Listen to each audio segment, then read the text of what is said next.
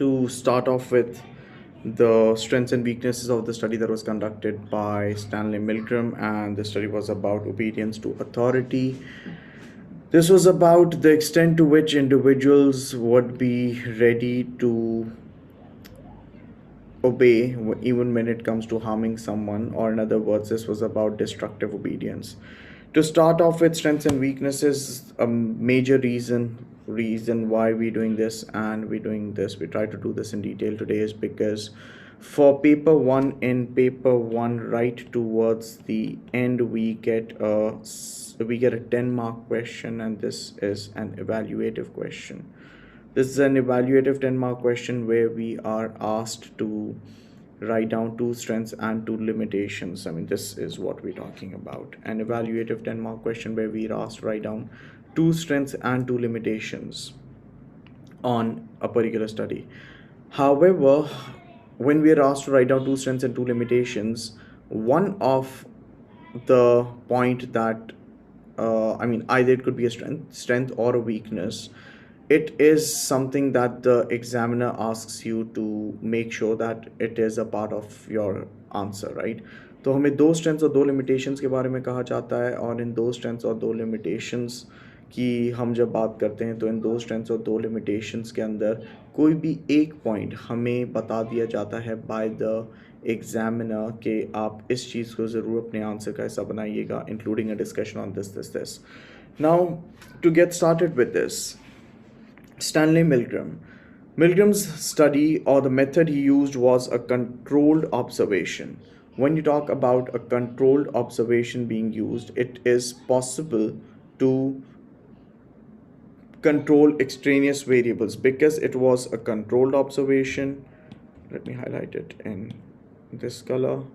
Because it was a controlled observation, it gets easier for the researcher to be able to control extraneous variables. Now, for the ones who do not know what extraneous variables are, when we talk about these extraneous variables, these are variables that can end up affecting the research, right? There are certain, when we are conducting an experiment, there are certain things that the researcher needs to keep a check on, because if not, they would end up messing up with the results of the study, right तो वो variables जो कि हमारी research को ख़राब कर सकते थे, उन वेरिएबल्स को अगर कंट्रोल कर दिया जाए तो we refer to them as extraneous variables. Of course, now when we're talking about the study that was conducted by Milgram, and as we're referring to it as a controlled observation, because it was a controlled observation, there are more chances that the extraneous variables would be taken care of by the researcher. अब extraneous variables को हम यहाँ पे control कर सकते हैं, right? अब extraneous variables वो कौन से एक्सट्रेनियस वेरिएबल्स थे जिनको रिसर्चर कंट्रोल कर सकता था? What sort of extraneous variables are we referring to over here? Number one, the age and the appearance of the actor and the stooge, right? Now, the stooge, my dear, was playing the role of the victim here, and the actor was playing the role of an experimenter here, right? Now, the age and the appearance of the actor and the stooge was kept. I mean, the researchers made a point that they kept a check on it. Do we all get this? Yes, sir. Yes, sir. Everyone? Okay. Yes. Yeah. Give me a minute. Let me mark this as 1. A control over extraneous variables. I'm using this maroon color here. Moving on. The procedure was standardized throughout. Let's refer to this as the second strength over here. ठीक है जी. The procedure was standardized. Standardized procedure क्या होता है? When you talk about standardized procedure, standardizes when you're using the same procedure for everyone. It wouldn't really make sense if you use one procedure for an individual and you use another procedure for another, right? So the procedure over here was standardized, right? The procedure was standardized throughout. The verbal prods used by the experimenter were the same each time. Get it, everyone? Yes, sir. Yes, sir. If we asked about, by just writing down that the procedure was standardized, it doesn't do justice to your answer. You need to give an explanation, or you need to pinpoint what exact part from that particular study do you think reflects this procedure being standardized. So in this case, it was the procedure was standardized. The verbal prods used by the experimenter were the same each time. The high level of controls and standardization made the research more reliable. Do we all understand this? The high amount of controls, how is it that they're making the research more reliable? Because you know what, the more or the better extraneous but the more or the better control over extraneous variables you have, the more chances there are that you would be able to replicate your study in the same manner. And when you're able to replicate your study in the same manner, you'd be in a position to, or there are more chances, it just adds up, it just increases the chance of you being able to have reliable findings to your study. Get it? Yes, sir. Yes, sir. Now, Yes, sir. number three, the clever design of the shock generator and the example shock given to the participant improves validity. Let me refer to this as the third advantage, right? The clever design of the shock generator. We're considering this as a strength, right? Because the shock generator, it was very cleverly designed. Remember, it had buzzers and it had a lot of buttons and it had it had written indications about how the shock would be. It had flashing lights, right? The clever design of the shock generator back in the 1960s, it might have made the participants feel like it was a real shock generator, which again adds up to the validity of the design, as it ensured the participants were convinced of the authenticity of the study. Does everyone understand this? Yes, sir. Yes, sir. Yes, sir. Moving on, the main measure of obedience was through the voltage of electric shocks delivered. This is a quantitative measurement, right? This is a quantitative measure that we're talking about. Here you go. And therefore this was presented in an objective record of obedience for each participant. Quantitative data, as we all know, is data that can be represented through numbers. And objective data or an objective record is, we use the word objectivity when the research has fewer chances of being biased. ठीक है, जहाँ पे हमारे पास numeric data होता है, the more numeric data we have, the more chances we have of the study being objective, right? Numeric data, anything that can be represented through numbers, right? So this is a Yes, sir. quantitative measurement, right? What is a quantitative measurement? We're talking about the voltage of electric shocks that were delivered, right? The voltage of electric shocks being delivered is a quantitative measure. And if it is a quantitative measure, there are more chances that the objectivity would rise. It would be more objective, right? And therefore presented an objective record of obedience for each participant. Moreover, although the qualitative data, such as the notes of the observers, were subjective. Now, let's talk about qualitative data over here. Now, what exactly is qualitative data? When we talk about qualitative data is the data that is beyond numbers, right? For instance, remember there was observation that was going on through a one-way mirror, and the researchers had recordings, right? So when we talk about qualitative data, the qualitative data was noted, and the researchers, they kept on taking notes, right? Even when qualitative data could have been subjective, they provided a richer understanding of the tension being between wanting to obey orders and wanting to obey one's own conscience.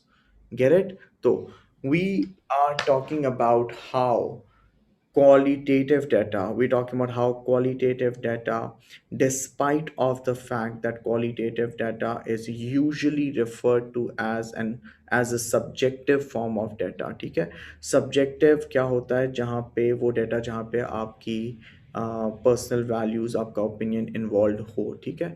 हम यहाँ पे बात कर रहे हैं about a comparison between objectivity and subjectivity. Objective data is the data that does not involve your personal values in it, that is not biased. And on the other hand, when we speak about subjective data is the data that does, they say, involve your own personal biases, right? However, getting back to this study, if we speak in this particular context, what we're talking about is, despite of there being qualitative data being collected, right, despite of the fact that qualitative data can be subjective, it nonetheless did enhance our understanding of the entire situation.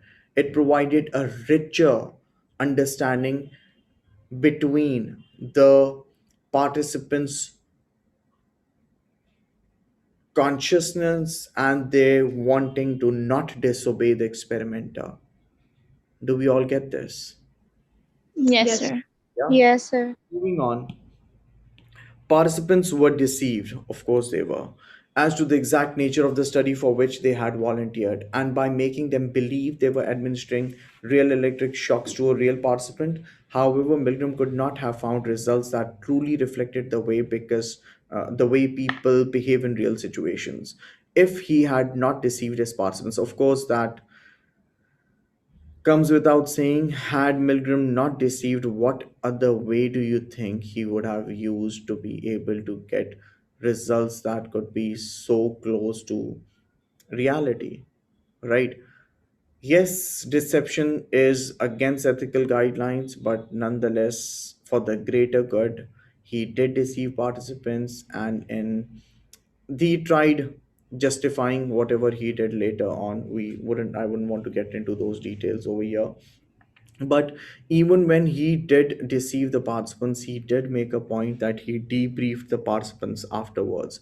What is debriefing here? A debriefing is used after deception, okay? If you have deceived your participants in a study, if you have deceived your participants in a study, which you shouldn't, but if you have to deceive them, what you do then is you try debriefing them. Debriefing के लिए there are a couple of things that a researcher should take care of. Number one, letting the participants know that they were being deceived. Number two, apologizing for this. Number three, convincing them as to why it was necessary for the experimenter to deceive the participants, right? Let them know why you did what you did. Number four, make a point that the participants leave the experimental premises in the right state of mind. Or, in other words, there's no psychological harm incurred.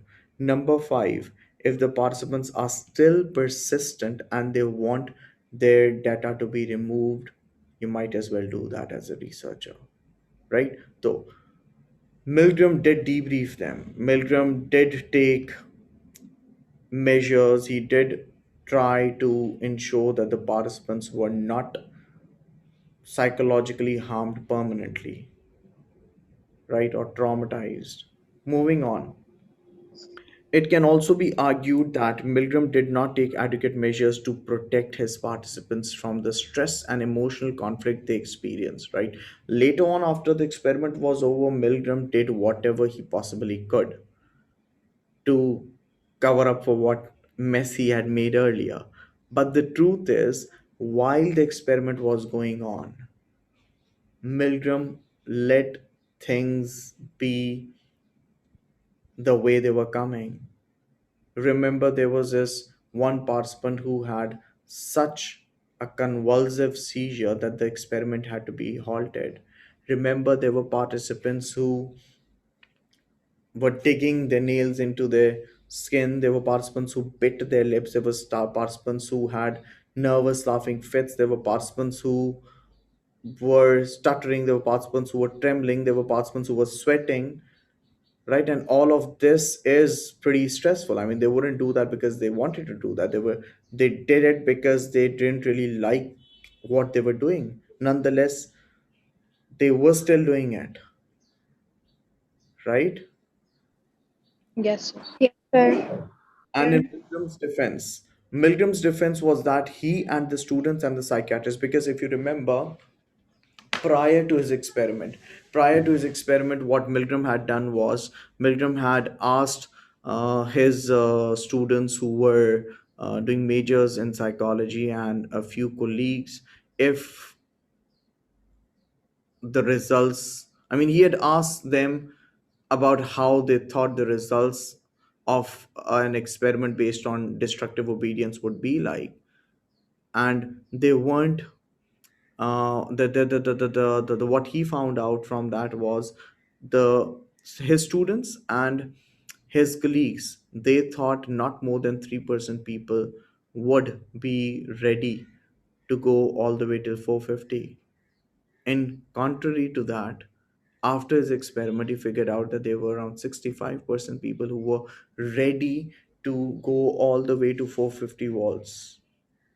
In his defense, I mean, that's what he says. He goes like, I did not know it would be this bad. Had I known, I might have altered things. But then what's done is done. Yeah. Milgram Milgram's defense was that he and the students and psychiatrists who had been asked to predict the results of the first experiment did not expect the results he obtained, and went on to ask whether such criticisms are based as much on the unexpected results as on the procedure itself. Do we proceed? Yes, sir. Yes, yeah. Taking this a step ahead, I'd want everyone to read through this entire slide. Once you're done reading through this, I'd want to discuss it then, right? But first, I'd want everyone to read through this. Now, having a look at this once, now that you're done reading this, it is possible that being involved in this experiment may have had a long term effect, right? What sort of long term effect are we referring to over here? Before the experiment, they might have considered themselves incapable of inflicting harm on another person unless the circumstances were extreme. Do you know what? I mean, at times we do not know what we're actually capable of unless we have to go through a situation where our skills or where it's put to test, right? At times we do not know we're capable of inflicting harm. In this case, according to Milgram, many of these participants, they weren't probably aware as to how they would react in such a situation, such an extreme situation, right? So, according, and now that they did through it, I mean, quite a lot, significant majority did end up going all the way to 450 volts, knowing that 450 volts is something that's very dangerous, right? I mean, I know Milgram kept on reminding them. Milgram had there was a special prod they do through which they let the participants know, or they assured them that it wouldn't cause any permanent harm. But nonetheless, the participant had stopped responding, and when the participant had stopped responding, and to remind ourselves about whatever the participants were going through, right, keeping all of that in mind, if the participants, if a significant majority did end up doing what they were told to do, this probably wasn't something they were expecting, and they probably did not know that they'd be capable of going this far. However, afterwards, this view that they held about themselves of not being capable to inflict harm to another person might have been shattered, right? However, according to Milgram, he claims such knowledge about one's own self is valuable. You get to know what you're capable of, you get to know how far you actually can go, right? A year after the experiments, an independent psychiatrist independent psychiatrist interviewed 40 of the participants, many of whom had experienced extreme stress, and found no evidence of psychological harm or evidence of traumatic reactions. Though, I mean, again, works well in Milgram's defense. A year after this experiment, that is probably 1964, Milgram there was an independent psychiatrist who interviewed all of these 40 participants and claimed that none of the participants had or showed any evidence of psychological harm or any evidence of a traumatic reaction, right? Moving on to another flaw. When you talk about a psychological research, the participants are supposed to be given the right to withdraw from the research process at whatever point they want to, right? Even if the participant has gone all the way 90% or beyond, right? अगर participant किसी भी point पे at any given point, if the participant thinks that he does not want to participate in the research anymore, the participant does have all the right to withdraw whenever. Yeah, in terms of the rights to withdraw, it was good that Milgram stated at the start that the money paid to the participants was theirs, regardless of whether they continued with the experiment. If you remember the advertisement that he had put in, that very clearly said the money was for them, the money would be given to them at the start of the experiment, right? So, this is ethically, yeah. However, during the experiment, the prods used suggested that withdrawal by the participants was not possible, right? Which is again ethically incorrect, right?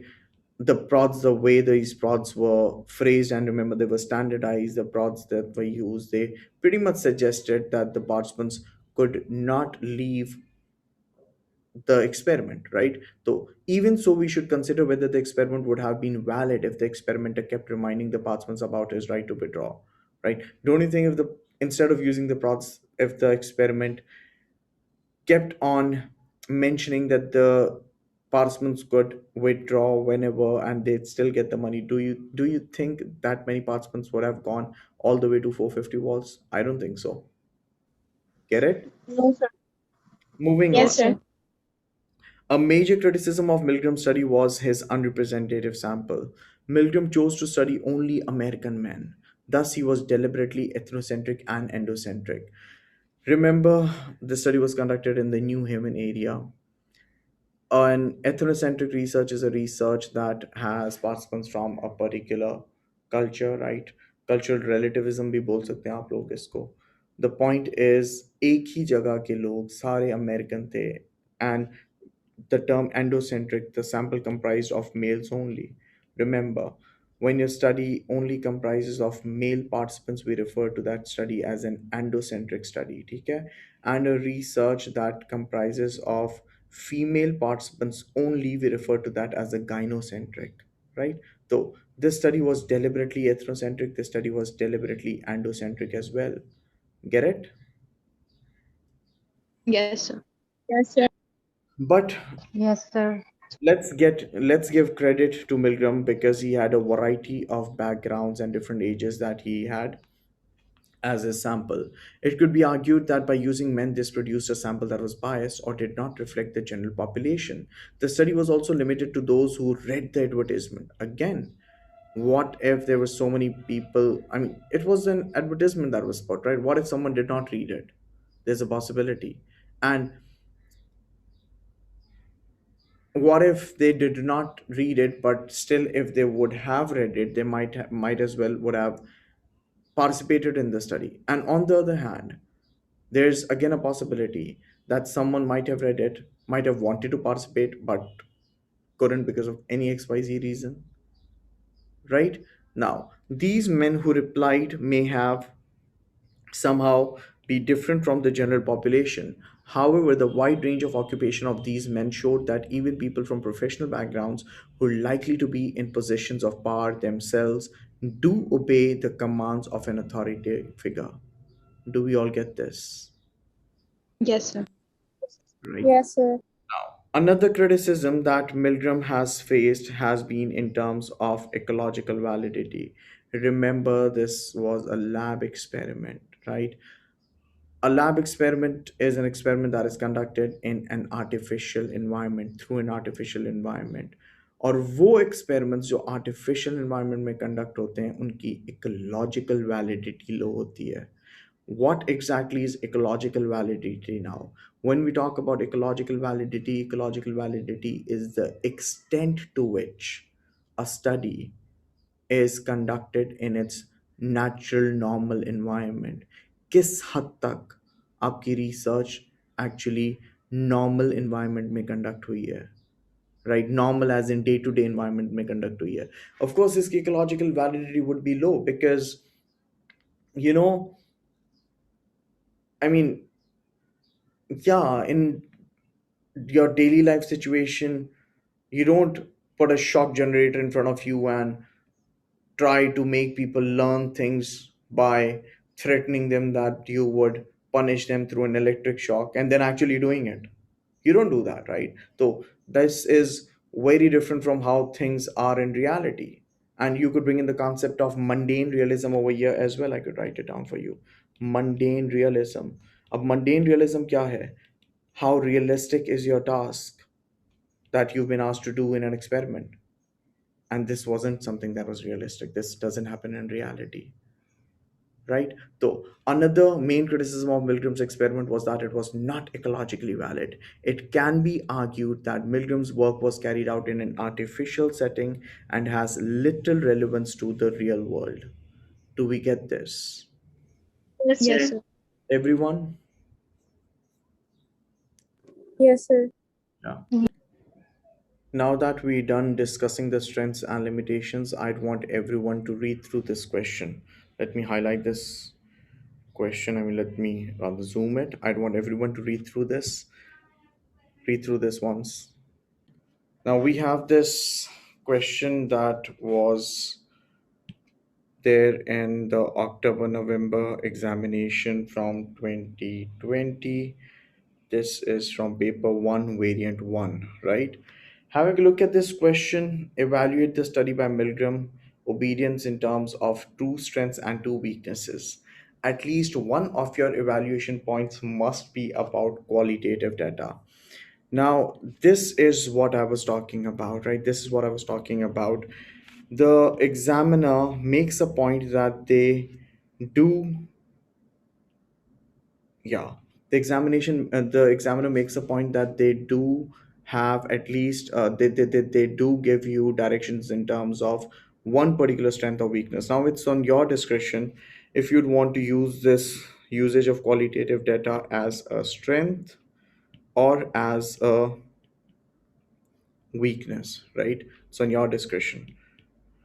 Ab strengths could be reliability. We've discussed it. Reliability discuss करते हुए, if you remember, we had spoken about high in terms of control over extraneous variables, and then we had spoken about standardization as well, right? And then we had spoken about how there was control over extraneous variables. Remember, we had spoken about the experimenter and the victim, their age, their appearance. It was all controlled by the researcher, right? Up a strength over here could be high in terms of control over extraneous variables. One, right?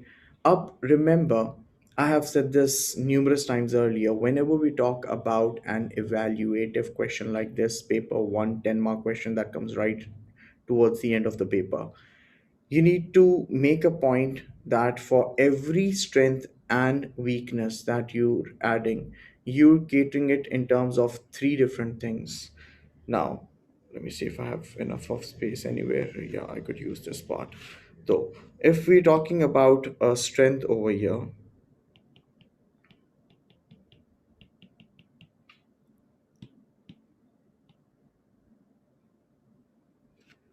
the first thing that I'd want you all to keep in mind would be identification. Identification of a particular strength or weakness, right? Number two, link of the identified identified point from the study, right? Number three, how is it that the point you have identified affects the credibility or the worth of that particular study, right? So the point identified over here could be in terms of it could be either like we had just discussed, control over extraneous variables, or let me just use another over here. Let's talk about standardization, right? The procedure was standardized. You could say the procedure was standardized. How is it the procedure was standardized? The procedure was standardized because the prods used were same, with the same order as well, with same sequence as well, right? Is it that this has actually affected the credibility or the worth of the study? It has done that by improving reliability, right? Now, this is how you're this is what makes a strength a strength. This is just one strength, right? This entire thing, this is just one strength. By merely writing down that the study was standardized, it wouldn't help you. Let me say it for the second time, it wouldn't help you. You need to make a point that you have your point identified. Then you need to make a point that you're linking it with exact part from the study from which you can prove that your study was standardized. And then, how is it that this standardization has affected this study? It has done so by improving its reliability. You know what? This is very simple. It is all here. You do realize I've picked up everything from here. See, it was standardized because how was it standardized? Through the verbal prods used by the experimenter. How did it affect the research? It improved the reliability, right? This is how you need to work on every strength and every weakness, right? Remember, there would be two strengths and two weaknesses that you need to write. Remember, for every strength or weakness, you need to write it the way that I've just explained you. It is something like this. If you see this right at the top, I'm talking about this part, this part, this part. See? Step one, you identify it. Number two, you form a link. Number three, you let us know how that has affected the credibility or the worth of the study. Get it?